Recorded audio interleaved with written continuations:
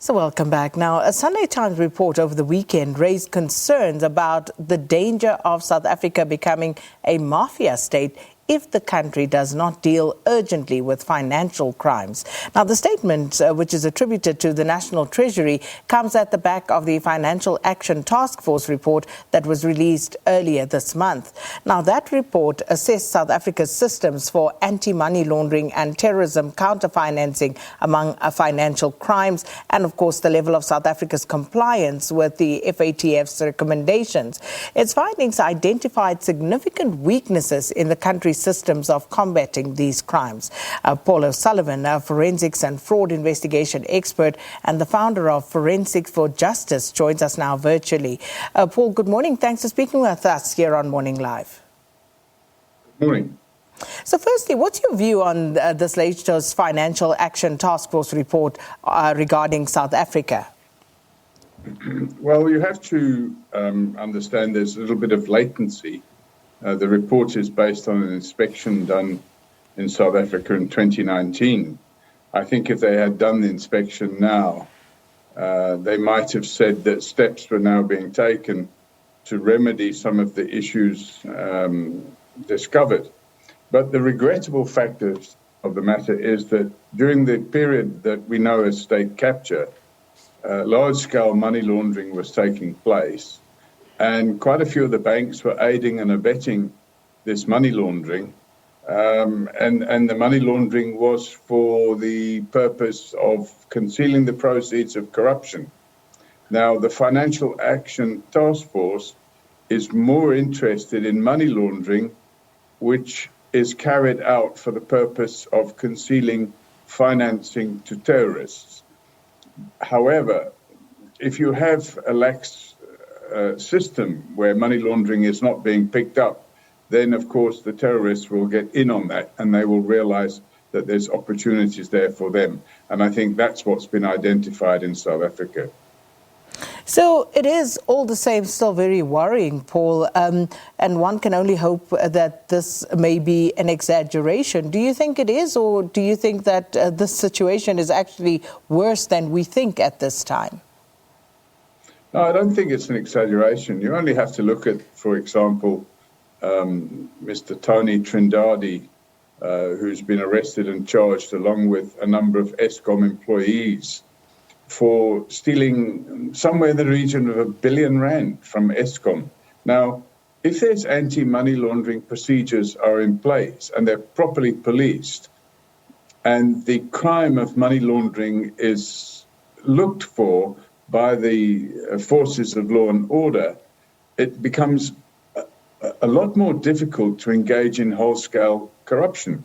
But you have a situation, for example, where one of the accused in the Eskom/Trindade matter had withdrawn an amount of somewhere in the region of 60 million rand in cash from his bank. And on two consecutive days, the amount was between 4 and 5 million rand. Now, if you go in to draw 4 million rand in cash and take it out in suitcases from your bank, for the bank not to raise an instant red flag is one thing, but for the bank to carry on doing business with that person is another thing. And we actually wrote to the bank. We wrote to the CEO of Absa Bank and asked them why they carried on doing business with a man who they knew was a senior employee at Eskom and was withdrawing millions and millions of rand in cash in suitcases from the bank. And they had no answer. And just to that point, Paul, of course, a lot is said, as it should be, about those who have been fingered in the state capture reports and at the Zondo Commission. But you rightly, point out that the banks seem to have flown under the radar in this particular instance. So that, of course, is just one incident, and there are many, given the billions of rands that were looted from state-owned entities, as an example. So why is it then that the banks seem to get off rather scot-free, it would seem, from all of this? Well, they got off better than scot-free. The report says the banks seem to be on top of it, which they're clearly not. Now, what the banks have failed to do in South Africa is to properly understand the meaning of a PEP, which is a politically exposed person. Now, in terms of the FATF regulations, which are global regulations and guidelines to prevent money laundering, the bank should identify a person as a politically exposed person, and it would be anybody that would be in a position of authority or power that would be able to engage in the awarding of contracts and tenders with large sums of money. And the banks have failed to recognize that these PEPs are out there and that they're engaged in fraudulent practices and corruption. And yet the banks, I don't know, they just seem to be, I think that what they are very good at, the banks, is demonstrating that they're not doing anything wrong. But what they're not good at is actually doing the right thing. But do you honestly believe that the banks fail to recognize politically exposed people? Surely that can't be, especially as you say, when you're seeing all of these large tranches of money, when you see that when push comes to a shove, they are able to act as they did with the Gupta, shutting down all their accounts. So, is this not a case of them being, as I always say, they are corporate super citizens in this country? They can do as they please. Well, they like to think they are. But if they were so good, they would shut down the Gupta bank accounts long before the Guptas squirreled billions of rand out of our country. So I think the banks, if they are claiming the high moral ground, they are wrong. And you only have to look at the large amount of crime that takes place. We call it cybercrime, where the suspects intercept emails, they hack email accounts, and they change the payment instructions. Billions of rand a year are being paid into the wrong bank accounts by unsuspecting victims of crime. And the bank's answer to that is to prevent, as far as possible, the victim of the crime knowing where their money has gone. And I think that's a shocking, disgraceful state of affairs.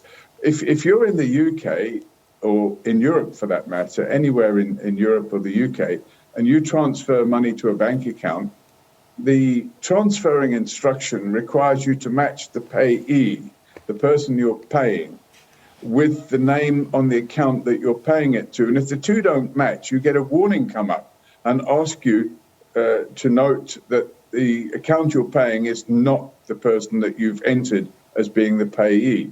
Now, why they haven't developed a system like that in South Africa, I don't know. I believe First National Bank have developed such a system, but all the other banks need to get on board and prevent this cybercrime from taking place instead of clubbing together and preventing the victim of the crime from knowing where their money has gone. And that's whole-scale money laundering. So good question there in terms of, why they haven't made inroads into combating this effectively at this stage, but also how critical would you say, Paul, are these weaknesses in the country's system, and why are we moving so slow to plug those holes? Well, I don't know. They are very critical. If you have enabling factors to fraud and corruption, for example, let's just turn the clock back 3 years. What would have happened if the senior Eskom employees were not able to withdraw 60 million rand in cash to go and pay bribes? Now, the money arrived in their bank account from a contractor of Eskom. If the bank had proper procedures in place, they would have recognized that this person is a senior employee at Eskom who's responsible for signing off on large contracts exceeding 500 million rand each. They would have recognized, well, hang on a second, here's all this money coming in from a company, and a short check would have found out that that company is a contractor to Eskom, and they should have red flagged it and frozen the money. And their failure to do that has cost Eskom, anyway, a large amount, millions and millions of money. Now, if the sooner the banks start realizing that they have a duty other than simply filling in a form and sending it off somewhere, the better. They have a duty as corporate citizens to stamp down and stamp out money laundering by politically exposed persons. So the banks failing dismally on this score. What about the South African Revenue Service? What role should they be playing in this regard? Well, the South African Revenue Service, obviously, they are, basing a lot of their activities on intelligence that they get. If they're not receiving the information, they can't do anything about it. If we take, for example, the same example, and I use that example, I keep going back to it because it's a very good example. If Absa Bank had picked up the telephone and phoned SARS, SARS would have been able to step in as well. But remember what SARS are there for. They're not there to stop money laundering. They're there to make sure people pay their taxes. And they're there to gather the taxes and collect it so that the Treasury has the funds to pay for education and roads and hospitals and so on and so forth. But SARS are there to stamp out people that are fiddling their taxes. The primary function of preventing money laundering rests with the banks, and the banks are not doing enough. And then, Paul, we see reports also stating that South African authorities have achieved some results in confiscating criminal proceeds. However, if you look at how the taxpayer still today is saddled with paying back that huge Eskom debt, they obviously are still struggling to recover assets from state capture and other illicit proceeds that have moved to other countries.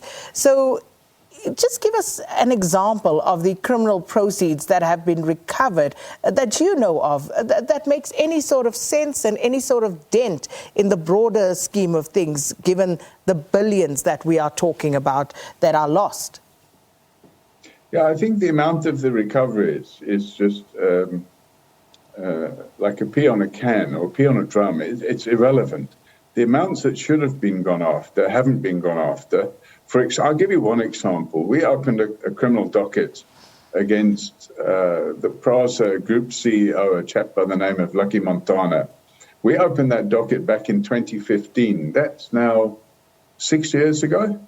And in that docket, we made it clear that an amount of at least 2 billion rand had been stolen, and had been stolen as a result of wholesale corruption between Lucky Montana and the company Siangena Technologies that had been awarded a 4 billion rand contract. I think they'd been paid somewhere in the region of 2.5 billion rand and had rendered about 300 million rand in the way of goods and services, which meant over 2 billion rand was gone missing. Now, after we opened that docket, we provided a copy of the docket to the then chairman of Prasa, Mr. Molefe, Popo Molefe, not to confuse him with the other Molefe. Popo Molefe is a good man and a hardworking, person that tried to do something to stamp out the corruption. He resorted to writing letters to the then head of Hawks, Burning Ntlemeza, begging him to take steps to bring the culprits to justice and to take steps to recover some of the stolen money. 6 years later, nobody's been criminally charged and not a cent has been recovered. And look at the state of Prasa today, the passenger rail agency. It's in administration. It's bankrupt technically, and that's because it's been robbed blind by previous employees. Now, if the asset forfeiture unit were to be able to do its job properly, it needs to be doubled in size, and it needs to go after, using the 80-20 rule, it needs to go after the big money instead of going after the little money. It's no good seizing half a dozen cars when there's 2 billion rand being stolen. So we unfortunately out of time. I would have loved to, draw this out a little bit more, but we can't. Just a final question, Paul. The Deputy Director General is quoted as having said that crime does pay in South Africa. And that, of course, is quite a loaded statement. How did we get to this point with all of the legislation and affiliation to international bodies such as the FATF? How do we find ourselves here as a country? Well, it's very simple. When we had this program called state capture, which was basically a decade of criminals running the country. During this period, they neutralized the forces of law and order. They neutralized the intelligence agencies. They neutralized the National Prosecuting Authority. And now you have a situation where the police, the National Prosecuting Authority, and the intelligence agencies are still populated with a large number of people who were part of that state capture machinery. A number of them have gone, I grant that, but there's a lot more still to be cleaned out. And until all that rubbish has been moved out of the system, we don't have a fully functioning criminal justice system. Well, Paul, we have to leave it there, but thanks for your time. Paul O Sullivan, forensics and fraud investigation expert, who is the founder of Forensics for Justice, commenting on South Africa's ability and commitment to dealing with money laundering and financial crimes. And this, of course, after the Financial Action Task Force report that was released earlier this month, which identified significant weaknesses in parts of the country's systems in combating financial crimes. And that's where we have to leave it. It's time to say goodbye to our SABC 2 viewers.